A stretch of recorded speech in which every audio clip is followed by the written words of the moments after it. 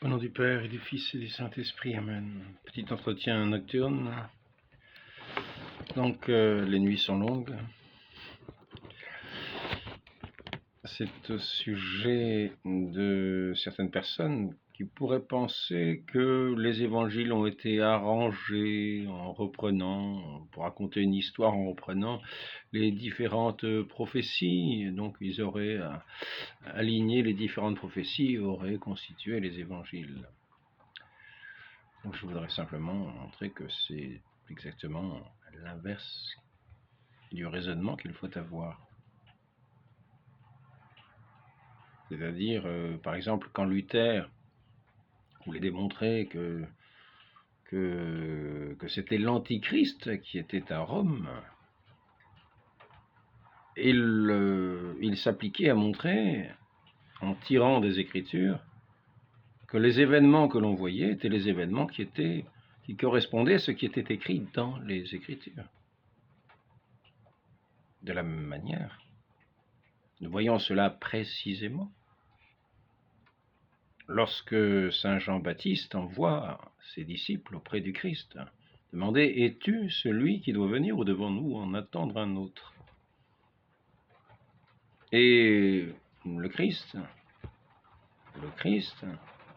dit les boiteux marchent, les sourds entendent, les morts ressuscitent, la bonne nouvelle est annoncée aux pauvres, faisant référence à des textes des Écritures pour montrer qu'il est celui qui doit venir, celui qui est annoncé. Et nous voyons que les évangélistes procèdent de cette même manière.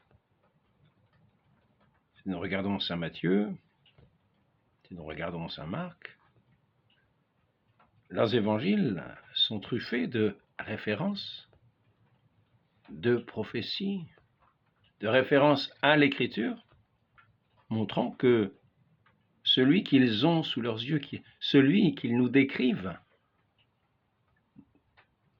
qu'ils ont de leurs mains touché, le Verbe de Dieu qu'ils ont touché de leurs mains, qu'ils ont entendu de leurs oreilles, c'est celui qui était annoncé dans l'Écriture. C'est parce qu'ils voient, parce qu'ils ont vu se réaliser ce qui était dans l'Écriture, qu'ils disent « Il est le Messie annoncé, il est le Christ attendu, il est celui qui vient accomplir la loi et les prophètes. Il est ce libérateur d'Israël, il est cette lumière des nations, parce que celui qu'ils ont vu correspond à ces passages de l'Écriture auxquels ils font référence. C'est ce qu'ils pensent pour avoir côtoyé notre Seigneur, pour avoir côtoyé le Verbe de vie, pour avoir entendu cette parole à nul autre égale. Jamais nous n'avons entendu parler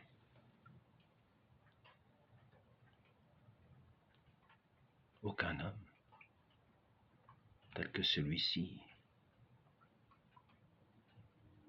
C'est ce que vont rapporter aux grands prêtres, ceux qui ont été envoyés par les grands prêtres pour aller épier notre Seigneur.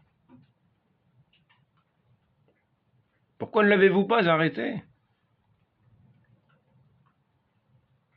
Et notre Seigneur ne nie jamais.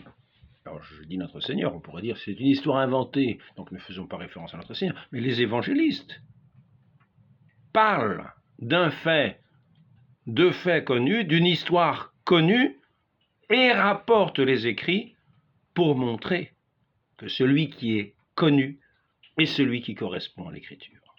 Sinon, les choses n'ont aucun sens. Sinon, c'est ne pas croire du tout en l'Écriture. Si nous voulons montrer qu'un événement correspond à celui de l'Écriture, parce que nous croyons en l'Écriture, à ce moment-là, nous allons faire vraiment référence à l'Écriture. Mais si nous inventons une histoire, et si pour cela nous voulons faire référence à l'Écriture, c'est que nous pensons que l'écriture elle-même est inventée, c'est une histoire inventée. Nous n'y ajoutons aucune foi. Ce serait se moquer des Écritures et de ceux qui les écoutent et qui ont mis leur foi en Dieu. C'est-à-dire, ce serait considérer que ces Écritures n'auront jamais aucune application et que c'est par cette histoire inventée